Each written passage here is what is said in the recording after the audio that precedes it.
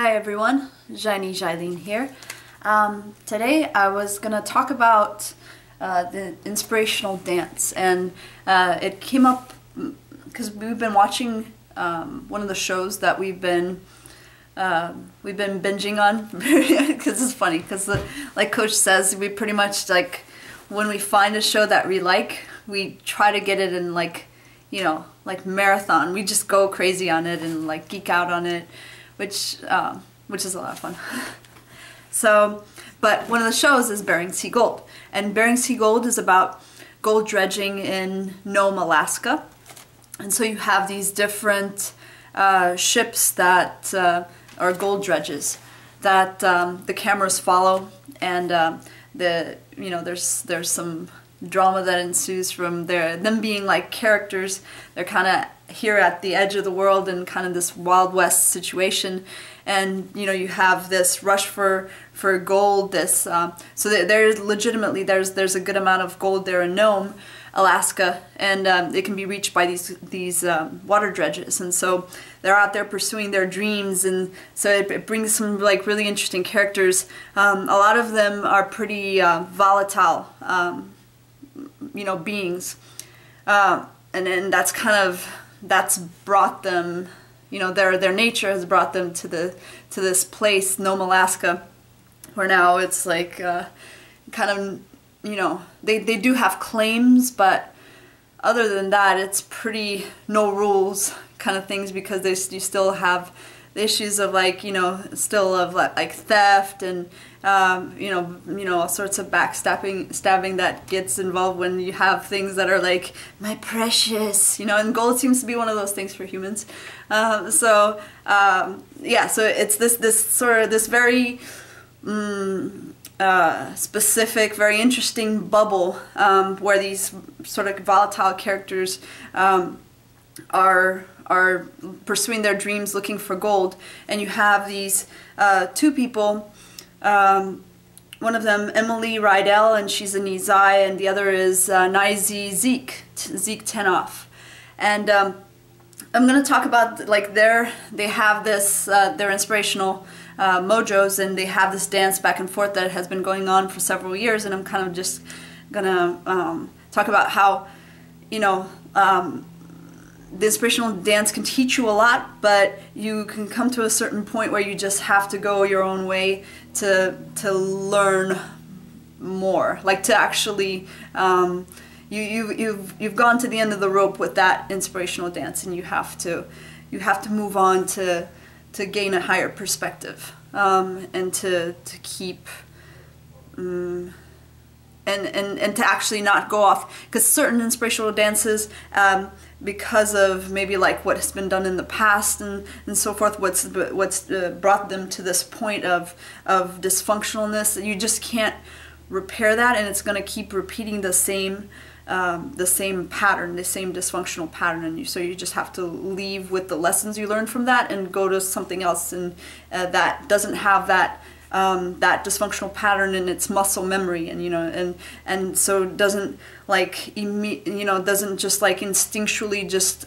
out of like intensity of energies, fall into those same patterns that they both know, when they have clear heads, that it's not healthy. This is not a healthy thing for me. I'm not a healthy person when I'm around this other person, but it keeps you, keeps sucking you into to this, because you still do have those inspirational energies, and that can't be denied. That's just there. That's just going to be a force in play, and so you have to account for that.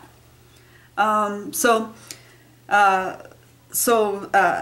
Nyy'zai, Zeke Nyy'zai, they known each other since childhood, and they I don't know like a lot about their past history per se, but I know that they come to be in Nome, Alaska. Her dad is Emily's dad is also there, who's a Nyy'zai, and they have sort of a dysfunctional relationship already because they're volatile, Emily and her dad, Steve I guess Rydell. They're both volatile, and so they already have this dysfunctional relationship, and then her with Zeke, they have this sort of like, yeah, a not healthy pattern that they've established of trying to get one over the other, one on the other, and it's just, yeah, it's off, and they keep sort of tanking each other. But they've come to this point where they're doing gold dredging together. Actually, Zeke owns a gold dredge, and she's going along for the ride. And you know, they sort of have this like friends with benefits sort of relationship, and that goes sour because she keeps, you know, she has this hunger. She has like a very large ego, and she, you know, she wants things that she hasn't earned, but she wants them, and she wants them now, and she'll, like, she has these hungers that come on her, and she'll, like, you know, really, like, do things that are really, you know, shitty to your friends, because she has this need to feel, you know, power, you know, to not feel helpless, to feel like she has options and she's not trapped. And so she, you know, that causes her to do some, you know, to make decisions that are really, you know, like, yeah, really crappy for your friends. You know, so it's yeah, she needs to grow up from that perspective, because she has, you know, really good development as far as like her Nyi and her Ji. Like, she's very charming and she has a lot of ideas, but then she careens, she goes like manic, you know, and she starts like wanting that power and that adulation and everything and just, you know, careens out of control. And then Zeke, he you know, has his own thing, because I mean, he actually is got his head together. He's legitimately, like, Emily thinks she's smarter than what she is. Zeke, he truly is like got, you know, he's really intelligent. He knows what he's doing, but except when it comes to relationships. And Emily, you know, she really like knows how to hook him in every time. And so he like falls for it. Of course, it takes two to, you know, to make a dance happen. So it's not like I'm not laying blame on one or the other, just sort of like observing what the dance is and sort of, you know, what's pulling what. But yeah, her Ji hooks him in, and her enthusiasm, her Nyi. But then, you know, she then sort of does backstabbing stuff on him. So then it's, you know, and then he gets hurt and he lashes out on her, and then she, you know, plays victim, and, you know, then she like does something very dramatic and, you know, very harmful to, like, you know, she has no limits when she goes like off the rails, like will destroy people's, you know, ships, the dredges, will try to, like, you know, buy some, the only truck in town, like that she tried to do, like this past season, she tried to buy the only, what was it, like, what was that thing? I don't know. It was like a truck. Oh, the tractor. The tractor. Yeah. A tractor. She tried to buy the only one that was in town because she wanted to keep her the people who actually owned it from using it. Like, we're her competitors, but really, like, she just wanted to do it, like $25,000 that she really didn't have. Like, she was trying to go out of her way just to spite other people, not to actually try to be, you know, like that wouldn't have even like helped her, you know, because like if you're just like even like just a cunning person and like will do anything to get ahead, the fact that she bought a $25,000 tractor that she really didn't need, it was just taking away from other people, other dredge owners, like it would have been useless to her. I mean, she probably would have turned around and tried to make some sort of profit off of it and stuff. But like, she just does these rash things that really are not helpful in the end. So anyways, going back to their relationship, I think they've come to his good friend, his longtime guy friend. He had passed away, which caused Zeke to go off on a tailspin. And, you know, Emily also, their back and forth didn't help either, and so he careened out of control, and he's he's back now in the picture, but he's still, you know, like not doing so well. And now they have, you know, shenanigans that there are always shenanigans between them, but Emily is in the wrong here, seriously, because Zeke, before he left and careened in Tailspin, he lent her, or he did a deal with Emily to actually give or sell her the dredge, the gold dredge, or his part of it. Because he owns a part of the gold dredge. So, but to sell his part to her, so she could actually man the gold dredge while he wasn't there, and kind of be her own captain and boss of her own operations. And she's like, oh, thank you. Well, when he went off and careened and stuff, and he came back and he's like, well, now, you know, I want my money that you still owe me for the dredge that I sold you. You only put a deposit down. And now she's like, oh, I don't know what you're talking about. Well, then, you know, it causes him to have to, you know, pull the card of, I have the bill of sale, you know, I have legal rights, and you're going to have to pay me whether you want to or not, you know, because legally you're bound, and I'm going to pin you now, and this is going to be ugly. And now that, you know, like she's forcing him on the option that he takes is an option, the only option he can take is an option where things get really, really ugly between us and leaves a seriously bitter taste in our mouth, you know, and like we're severed. Our relationship is severed, and it didn't need to be that. Didn't need to be that way, but, you know, the way things progressed, it seems like that's the way it's headed for now. Of course, things are always evolving. Who knows where it's going to go? But yeah, I find it really interesting that at some point, because the forces are so intense, those inspirational. Do you want to tell them about the scenario we were chatting about, since you kind of brought up to speed about that moment, the last thing we saw, which is when he the meet up, which is kind of like the big place we are now, where they met and so that moment where Zeke is coming back to Nome, Alaska to try to get. The reason I mention this because, as far as like knowing people, is it wasn't done healthily or knowingly. Which the energy of exchange with other caused him to shapeshift. Oh yeah. But it wasn't under his knowing control. That's the thing. Like sometimes it causes high level things to happen. It causes high level energies to happen. But sometimes if you're not aware and masterful of these energies, then it can come out in a or way, by an unhealthy partner. Or caused by an unhealthy partner. Yeah, it can cause you to do some things that aren't so great. Aren't so great. Yeah. Like when they met up for you know, for him to talk to her with the other co-owners of the dredge present, you know, to say basically this is what you owe me, to have that conversation face to face.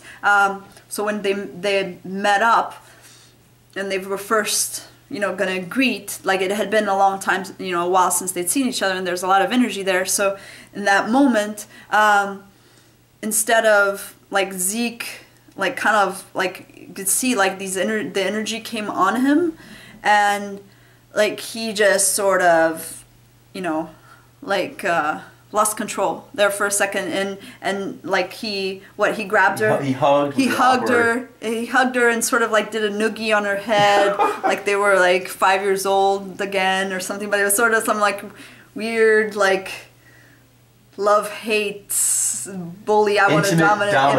Intimate dominance. Yeah, that was not his best moment. No. And yeah, so like. But he does high level not great spells when he's around her. Yeah. So they get worse, and this is one of the worst ones we've seen. But they consistently, when he gets with her energy, he does, which I'm sure the producers of the show love. Yeah. He gets worked up and does weird shit. Yeah, really. But for him personally, it's not really helpful. Yeah, no, it's not helpful. Yeah, So yeah, they kind of need to go their own ways and get like some signals, just like some independent inspirational signals that are just like she's got healthy. Both her two Nyy'zai Yeah, she does. She has a crew now, and in the ship that it was called the Edge, the Dredge, and she renamed it the Heroica because she's a big opera. She's an opera singer and a big opera buff. Yeah, so she has two Nyy'zai working there in her crew because she's now the captain, and they're actually turning a profit. You know, she's like.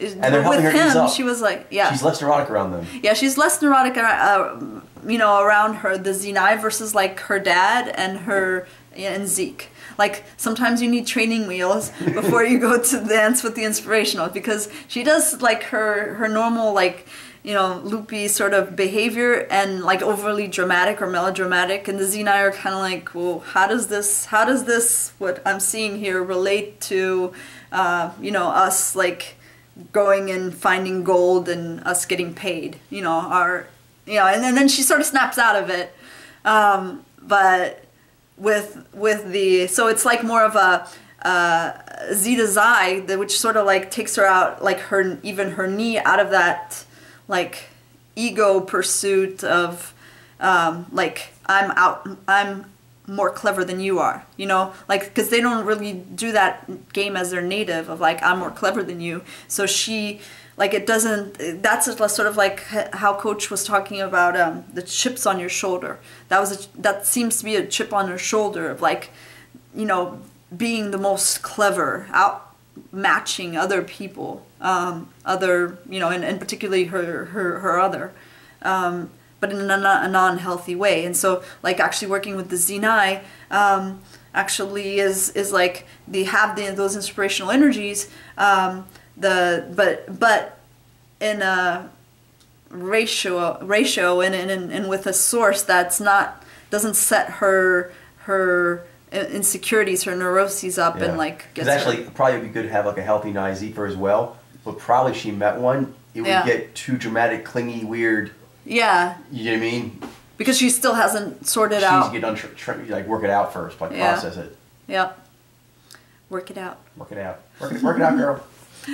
Yep. So anyways, but yeah, she's turning profit, and so that'll be. Seems better. So we'll see. Seems better. So we'll see how things go. And Zeke was not so great. Yeah, Zeke's still struggling, but hopefully he can get himself together too, because he's really. So we'll just have to stay tuned. Like he was the reason why I was like watching, you know, Bering Sea Gold in the beginning, like really like, you know, because there's so much cool drive and promise and like so.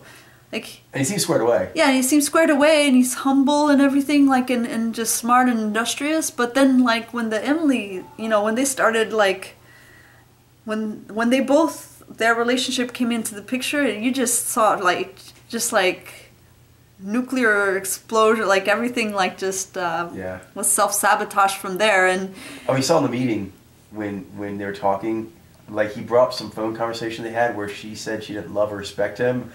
I don't know how much it had to do with the legal proceedings they were doing, but apparently that was extremely important to him because he kind of wouldn't let that go. Yeah, and now, and now she's, the thing about Emily is like, the more, like her story constantly changes, and it's always to her favor.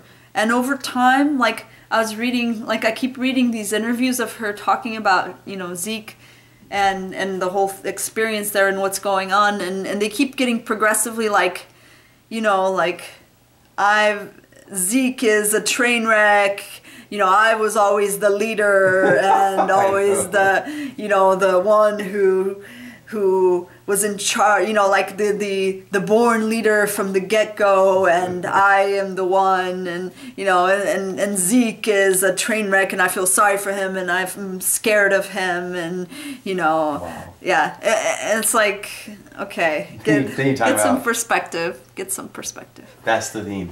Yeah. Get some perspective. Get some perspective. Yep.